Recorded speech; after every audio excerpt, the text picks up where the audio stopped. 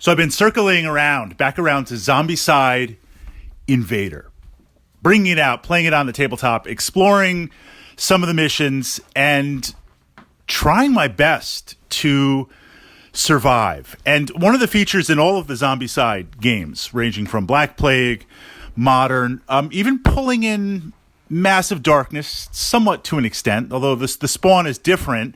There are roaming monsters that catch you from all different sides. But the narrative of the game, of course, is it starts out in the beginning, nothing's on the table. You're like, this is going to be baby cakes. This is going to be easy, no problem.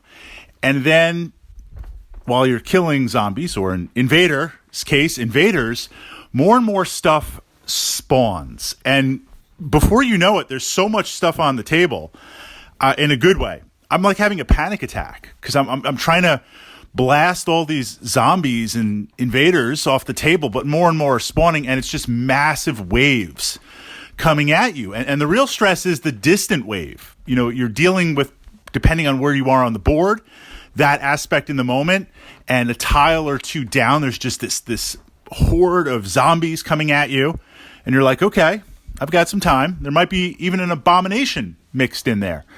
I've got some time. And then 2 or 3 turns later, they're on top of you. So a couple of tactica ideas with Invader, before we even get into the missions. The two things that I've noticed that if you deviate from, I'm not going to say it's impossible, but it makes things a little bit more challenging. And it's what I find interesting is these are unique to Invader. Every kind of narrative, every kind of incarnation or reincarnation of Zombicide, while the core rules are similar, minor tweaks, there are significant differences between each game. As a contrast, for example, Black Plague, you've got the Vault. You know, the Vault with the Vault weapons is very, very important.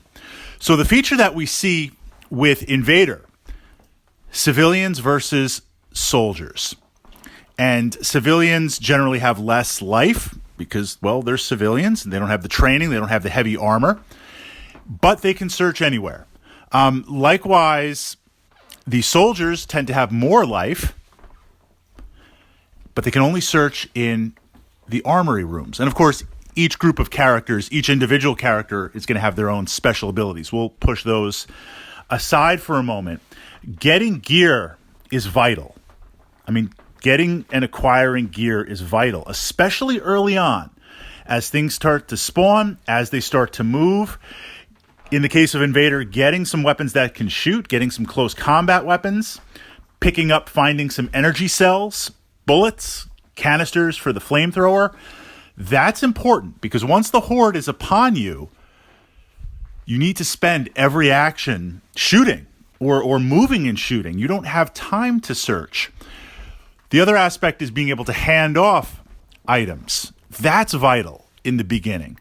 So when you play, I've played the mix that I find to be optimal in a 6-player game. We played 10 or 12 players, just blowing the rules out, because number one rule of board gaming at my table is everyone's welcome. And we had a big game, everyone sits down. Does it throw off the balance? Does it make things easier, harder? Doesn't matter. We're all going to have fun. But in a base 6-player game, I want 3 soldiers and I want 3 civilians. That gives a nice blend early on searching that the civilians can be constantly searching, handing off items. The soldiers can search because the armory rooms are spread out. And as the horde comes in, they're not going to be able to do it. Games that I've played soldier heavy, I find I get off 1 or 2 searches. Maybe I get the gear I want. Maybe. And then I have to retreat back to holding zones. And now I can't search, so I'm stuck with the gear that I have. I just don't have that push. So that balance is key. The other aspect, we've talked about bots and security guns. I pushed that up to my board gaming channel. I'm not going to dive into that too much because that's a very, very unique feature of the game that you really need to take advantage of. And in my mind, the core Mitsuki is key because she has the ability to activate the bot, using the sentry gun, finding those controllers. That's mastery. That's vital. And I pushed that up. The other aspect, prototype weapons. This, the corollary is essentially the vault weapons in Black Plague. But with the vault weapons, you got to get to the ends of the maps. You got to move and figure things out.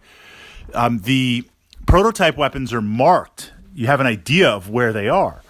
Getting those, sending the soldiers to get those, and having the civilians search for energy cells, power cells, flamethrower canisters, and then handing it off is key. The challenge, and I'm not going to say where, so I don't want to give away any spoilers, but the challenge is some of the prototype weapons are easier to access than others. And there have been times early on. Early on is when, if you're going to make a run for the weapons, it's got to be early on. Before things start spawning, before mold piles start spawning, before random activations, extra activations. But even with that, I'm looking at the beginning of the map ahead of time to see these points and realize I might make a run for that prototype weapon. Then if I grab it, am I going to be cut off? Am I going to be isolated? I think that the placement of some of the weapons were not to balance the game, but they're traps. They're traps. So balancing that out, looking at that, in my mind with Invader circling back around and starting to explore it from a fresh perspective, having played through all of the missions a couple of times, playing with the stock characters, with the Kickstarter characters, and some of the fan content, those are the two things that I immediately notice. And again, that's not to say you can't play all civilians. That's not to say you can't play all soldiers, but just being aware of that possibility and how it switches and changes up the game.